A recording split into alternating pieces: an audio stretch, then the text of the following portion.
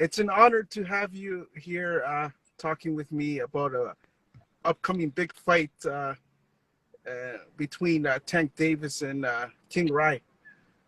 What a fight, man! I'm so excited. I haven't been this excited for a fight in a long, long time. I was talking to a few guys about this. I said, "Is this as big as Canelo Triple G?" I said, "I think it's bigger than that. It's bigger than that fight. For some reason, I don't know. That was a big fight, but this seems bigger, man. I don't know. It seems like a Leonard Duran, Leonard Hagler, those type of fights. That's what it seems like, man. I'm so excited." I just want to tell everyone not to complain. I know we've had our ups and downs in boxing the past couple of years, but this year boxing has been on fire. We got Benavidez Plant, and now we got Tank Davis versus King Rai.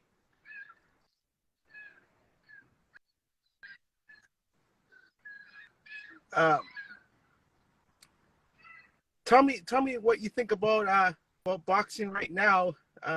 Since you know what, I think it's like any sport. Like right now, yeah, I think boxing. There's nothing wrong with boxing. We got big fights all the time, but yeah, we haven't had enough fights, and you know, some of the fights that we have that were big, but not for boxing fans, but more for YouTubers, whereas, you know, Jake Paul and those guys. And I think that's kind of it's not going to do anything it's not going to hurt boxing, but it's swaying the people the wrong direction towards boxing.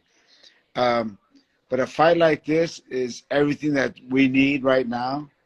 But like, you know, and I was happy about this. And I, you know, I'm not a big fan of Jake Paul, only because he talks like he's the best fighter in the world. But he beat a guy beat him who's not a very good boxer, Tyson Fury's brother, not a very good boxer, and he got beat.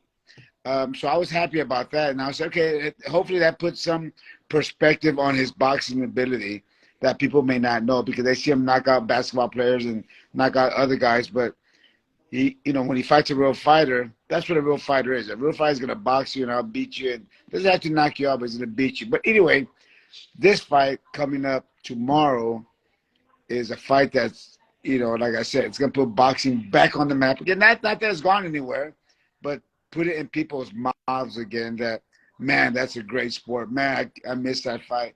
Or, man, I can't wait to see it. I can't wait for the next one. And that's what you want to hear boxing fans talk about is, I can't wait for the next fight. I want to see these guys fight again, wherever they fight. You have excitement going on right now with the sport, and that's what we want to hear. And that's what it's good. But it doesn't go anywhere. Boxing's been around for hundreds of years. It's not going anywhere. But, you know, we have our flows like anything else. Basketball has it. Baseball has it.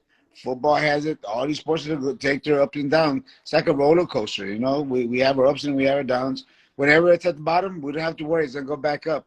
Whenever it's at the top, we got to be worried about it. It's going to come back down. So as long as we stay in the middle, we're good. You know, I was worried there for a bit because, you know, boxing, like I said, had a time where it looked like it was going to go down. And, you know, having followed boxing for so long, having watched boxing since the 80s, 90s, and now 2000s, I saw Jessie James Leija in some good fights. You fought pretty much everyone. I fought everybody. You name him in the 90s that was a big fighter, I fought him. You know, I just fought everybody. I was in a great era. I wasn't afraid to fight anyone. I wanted to challenge myself against the best. Fought Azuma Nelson 4 times, Arturo Gatti, Mickey Ward, Oscar De La Hoya, Shane Mosley, Costa Zoo, Troy Dorsey, Gabe Ruelas, you name it. I fought all those guys, man. I said Troy Dorsey, but Jesus Poe, back in the 80s, Jesus Poe, man, you name those guys, and I fought them because I wanted to be the best fighter in the world. And the only way you can say you can do that is by beating the best fighters in the world. I didn't beat the best fighters in the world, but I challenged him. I fought Azuma Nelson. I beat him twice. I I had a great career, but that's what it's about. You have to challenge yourself, because if not, you're just going out there and trying to make a quick payday and cheating the people. And I didn't want to cheat the people. I want to give the fans their money's worth, and I have to challenge myself. It's like anything else. You want to try to be the best at what you do, and I wanted to try to be the best. Those are some great names you mentioned, and I also remember when you schooled Francisco Bojado, a guy that many guys, including myself, thought he was going to beat you, and you schooled him. I also thought that you beat Hector Camacho Jr. Yep. I did. I did. We no. It's obvious that's what happened, but I understand what the promotions was trying to do. They were trying to say not the promotion, but the New York State was just trying to say that they made a mistake, and they said it's making a no contest instead of declaring him the loser because he didn't want to fight. When the referee said and the doctor said you can fight, but he's a good guy. I like Camacho. I think he just made a mistake. Then I think he's regretted that mistake since he made it. But I still think he's a great guy. We friends. We talk every once in a while on Facebook or Instagram. But it was one of those things that I think he regrets. And I guarantee if you could do that all over, and he was a good fighter, man. He was fast. He had some pop in that left hand. He was giving me some trouble. He's fast. He's like his dad, fast. But he was a good fighter. There was nothing wrong with that. I just think he got some wrong advice, and he listened to that, and he regretted that for the rest of his life. Or he's going to regret it for the rest of his life. Did you ever find out why? Speaking of that fight, did you ever find out why Hector Camacho Jr. took so long to come out and fight you? Like, it took him a long time to get out of that dressing room. Oh, I don't know about that. You're right. I thought, I was just waiting out there for a while. I guess they, trying to do their tactics and trying, I'm a veteran. I'm not going to panic over that type of stuff. I just took it easy, sat down a little bit. I completely forgot about that till you mentioned it. Yeah, I was waiting out there for quite a bit. And, they're just a little, trickery that they're trying to do, but it's not going to bother me. I'm a veteran. I know what to do. And I just relaxed, sat down for a little bit, let them do their thing. I forgot about that. And what do you got to say to both fighters right now, Tank Davis and Ryan Garcia, taking this challenge? I commend them both for taking this fight. At this, no one does that anymore, right? They don't do that anymore. But I guarantee you, Ryan is more nervous than anything else. Tank's been in this position before. He's taking these big fights. Ryan has taken some big fights too, but he was also dropped with that Campbell, with that Luke guy. Campbell dropped him. I guarantee he's younger. He's gonna be a little bit more nervous. He has the full challenge in his hands. But I commend them both for taking the fight. It's gonna be a great fight. They both have their obstacles. Tank's 5'5", he's my height. Ryan is 5'11", Oscar's height, who has that power and speed and knockout power in one hand. But man, that Tank Davis is explosive with both hands. He takes his time. So I kind of, Mario Barrios, who's from San Antonio, fought Tank, and Tank was giving him a lot of respect at the beginning, like giving him too much at the beginning. He was backing up, trying not to get hit. I think, from what I've heard, is that he assumed that Mario had a lot more power than what he did. And I don't know if you remember this, but Mayweather went up to him and talked to him in the corner and said, he's not going to knock you out. You have to go after him. You have to go forward and go put pressure on him. He stopped him in the next round. And I think, but we know this, Ryan does have the power to hurt him. So is he going to be even more nervous, or is he going to say, I got to do what I have to do? That's a tough one for him. If he's going to give Ryan that much respect, he's in for a long night. If Ryan doesn't knock him out within the first 6 rounds, Tank will knock him out after that. But what do you think about Ryan Garcia saying that Tank Davis doesn't have no defense skills? He doesn't defend well. No one's hurt him. No one's knocked him out. I haven't seen him hurt yet. I mean, maybe he has, but I haven't seen him hurt yet in a fight. He doesn't take that much punishment either. I don't know. But I just know one thing. It's going to be a great fight. anything can happen. It takes one punch from either guy to make the end to the fight. It's exciting. And what do you say to all those that keep bringing up the Luke Campbell fight, saying that Ryan Garcia has hit the canvas? Well, I'm one of those guys who brought that up. If he gets, if he's getting dropped by Luke Campbell, what's going to happen when Tank hits him? He ain't getting up. He's not getting up.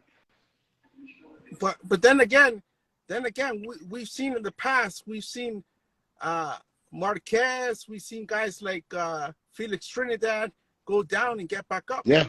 Oh yeah. Yeah, and like you said, Ryan did that, but man, that Tank's a finisher, man. He knows how to finish a fight too. So you don't want to go down against him. He's gonna finish that fight. He's a great finisher. But like I'm telling you, man, I've been excited about this all week. I've been telling all my clients at the gym and members at the gym. I said, man, this is a fight because I can't even pick a winner. I know, I'm kind of like favoring Tank, but anything can happen, and I can't pick a winner. It's gonna be a tough. Whoever lands that first punch first, night's over. So what you're saying is this fight's not going to scorecards? I say no. If I had to bet, I'm gonna bet 90% of my money that it's not gonna go to the scorecards. And I just thought of something right now. I don't know. What do you think about this? With the Benavidez plant fight, Kenny Bayless was a big problem. Do you think we're gonna have that problem in this fight? Who's the referee? I believe his name is Thomas Tyler, if I'm not mistaken. Yeah, I like Bayless, man. I really didn't. I saw some of the stuff that was happening, but I think there was some reason. I've been in the ring so many times, man. I've seen so many refs, but sometimes they overprotect something too much, or they're trying to make sure it's right. Bayless is a world-class referee, man, and what he was doing, there was purpose behind it, and I could see it, the purpose behind it. But fans may say, "Oh no, he's stopping this, he's stopping that, whatever." I can see that too, but when you're in there and you're in that middle and you see someone get hurt, you want to give them the benefit of the doubt as well. That's what they do. They have to give you that. But when they see something they think could hurt the fighter, I'm like, this guy's been doing it forever. No one's ever mentioned his name about doing something wrong. He had a bad night. We all have. Maybe it wasn't a bad night. Maybe he was just doing the right thing, and we see it as a bad night. But this guy's a world-class referee, man. I had nothing bad to say about what he did the last. I thought it was okay. It was okay to go by that. But I can see what people. If you're a fan of one of the fighters, you can say, he's doing my fight wrong. If you're a fan of the other guy, goes, no, everything's right. But I'm in the middle, and I say, it's okay. It's not, But he's a good ref. Have no problems with Kenny Bayless. And Jessie James Leija, you're from Texas, and right now Texas is hot with boxing. Like, we got a lot of talent coming out of there. Who are your favorite fighters from Texas right now? Name one or two. Yeah, Bam Rodriguez. Bam, you got Joshua, his brother, Mario Barrios, good fighters. I mean, all these guys are great fighters, man, and they keeping the name. And these are all guys from San Antonio too. So that's great. You got there's so many great fighters in Texas. Texas is a big state, man. There's too many good fighters here, and but the guys from San Antonio are making us proud, and they're doing really good, really well, making us proud. Especially Bam, man. Bam's he's a beast. How far do you see Bam going? Man, he could go another 2 more weight divisions, go up in 2 more weight divisions and clean house. He's gonna be around for a while, man. He's gonna be around for a long time. And plus, I've always said this. Right now, if Bam was a 140-pound fighter, he'd be number 1 pound-for-pound fighter in the world, right? That's right. He's in a lighter weight division. They don't get that same recognition, or they don't get it. He's getting it here and everywhere else, but not like it should be. He should be number 1 pound-for-pound fighter in the world right now. 1 or 2, but hopefully he'll get it. Why is that though? Why is that some of the smaller fighters don't get that kind of recognition? I don't know. I have no idea, because everyone pays attention to the heavyweights. And you know, the middleweights and heavyweights, you know, right now they're paying attention to 135 pounders, which is great. But you know, anything below 125, they kind of get lost in the things, you know, that no one's really paying attention. They are, but not the way they should be. And speaking of smaller fighters, I just thought about Ivan Calderon, who also didn't get that recognition. Yeah, you know who's one of the fighters that did get it was Michael Carbajal. But remember, his fights were on Wild World Sports. His fights were on CBS. His fights were on big time. You know, then he started on HBO when there wasn't that many television stations around. And right now with BAM, you know, they're on the Zone or wherever you know, wherever else. But they're not getting that same recognition that they did back in the 80s and 90s. Hey, speaking of Manito de Piedra, Michael Carbajal, I'll never forget the day he knocked out Chiquita Gonzalez. What a fight, right? Those guys, man, they fought twice or three times. I forgot what it was. Three But times. Man, yeah, all three fights are great. Yes, sure. Yeah. Jessie James Leija, I appreciate you taking the time to join me here. Oh no, I appreciate you, man. Thanks a lot. You know, right now we're having the fiesta here in San Antonio, so it's 2 weeks of partying here in San Antonio, and it's just huge. It's a big thing here in San Antonio, and that's what we're doing right now, and getting ready to head out and enjoy the fiesta.